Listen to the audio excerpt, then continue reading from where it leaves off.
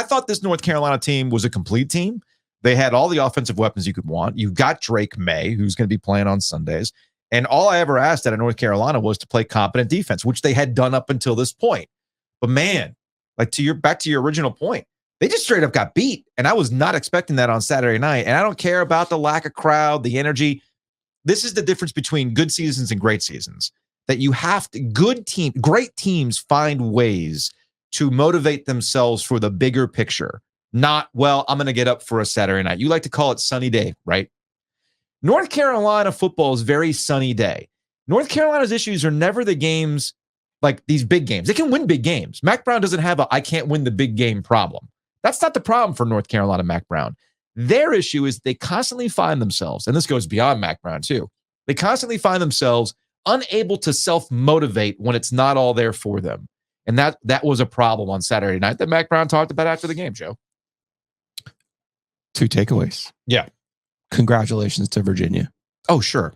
Tony Elliott said after the game, there's not a team that deserves to win more than we do based on everything we've been through. But you don't always get what you deserve. No. You get what you earn. Right. And I thought they earned the game on Saturday night. So that's the number 1 takeaway. Mm-hmm. The number 2 takeaway, though, is for North Carolina now. This is the 5th time in ACC play since the start of the 2020 season. The 5th time that they've been a double-digit favorite and lost, straight up lost. I'm not talking about the gambling line. Mm-hmm. I'm not talking about against the spread. Yeah. I'm saying they went onto a field where they were a 24-point favorite and lost outright to a team they should not, in a game they should not have lost.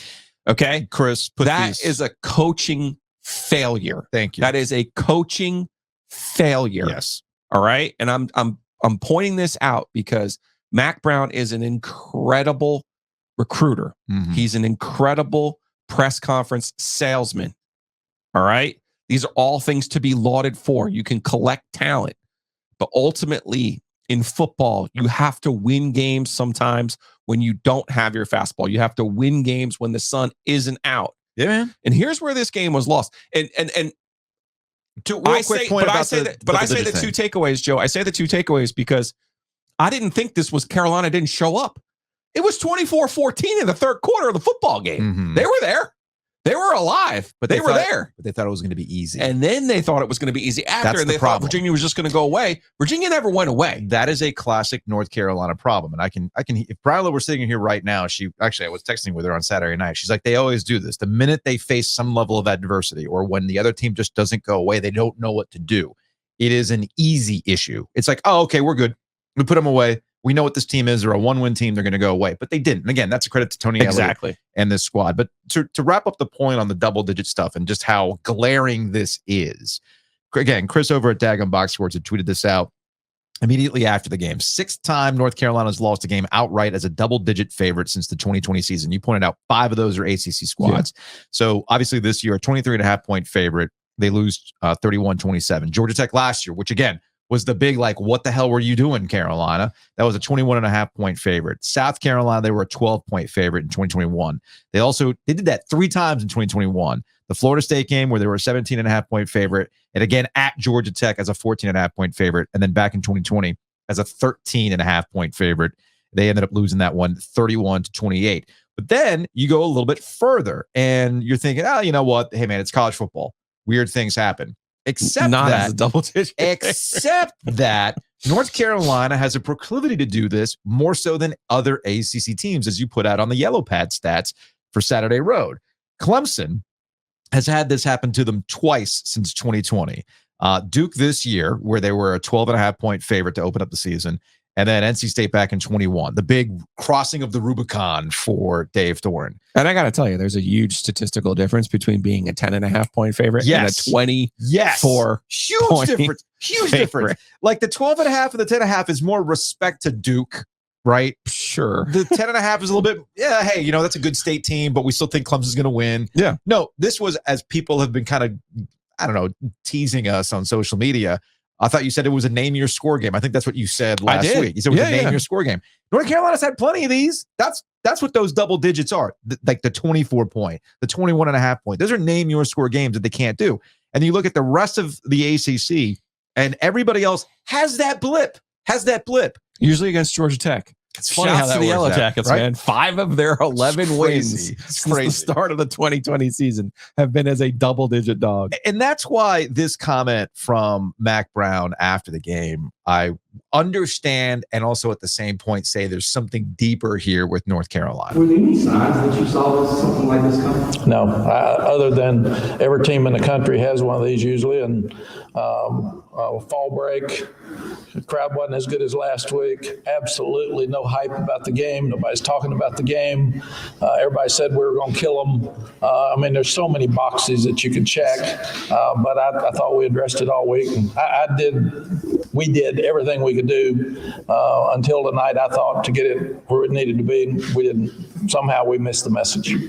So again, that's Mac Brown after the game, and he is right that this happens to every college football team in the country typically. Even the ones that go on to win national championships might have a game where they go, damn it, we got, right? Sometimes the Pitt super weapon happens to you, but you can still go on to win a national championship. Not 5 times in 3 years. That's the problem. That's the problem. So on a singular, on a one game basis, totally get where Mac Brown's coming from. Absolutely understand where it's coming from.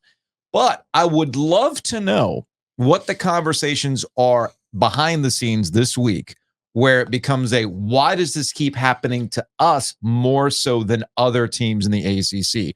Why do we have 6 of these in the last 3 years? South Carolina one. It was a bowl game. Fine. So let's focus on bowls are so wonky now. Let's focus on the ACC portion of it. There's enough of them. There's plenty of them. So why has this happened 5 times to teams that you should absolutely beat? And okay, you don't cover the spread, fine, but you should still win the game. Yeah. So has there been some self-assessment as to, okay, we can check off all the boxes and tell the teams what they have to do, but why has it not been executed? Why does it keep happening? Is it the way that we're going about it not connecting? Should we change it?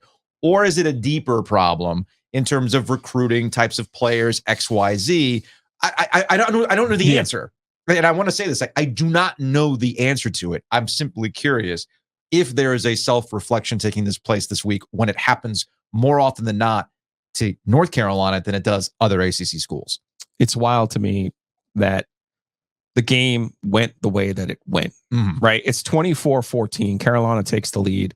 Virginia comes back on a drive. They score a touchdown on the next drive. They answer.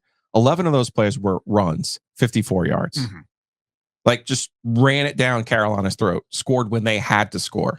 Carolina takes the lead 27-24. Then you get the Tony Muskett drive where he completes 3 passes for 57 yards. They take the game. Now, Drake May's got 3 chances to win the football game. And I want you to tell me who this sounds like, because I think I actually have the answer. Drake May's got 3 chances to win this football game. And I'm sorry, I shouldn't say that. North Carolina has 3 chances to win the football game. But I know what you're saying. Drake May has 3 chances to lead a drive to say, you know what? This isn't happening today. We're not losing this game today. 0 for 2 punt, 2 for 5, 62 yards, turn the ball over on downs, 3 for 5 interception, 27 yards. So 3 possessions, he completes 5 of 12 passes for 89 yards with an interception. It's not good enough.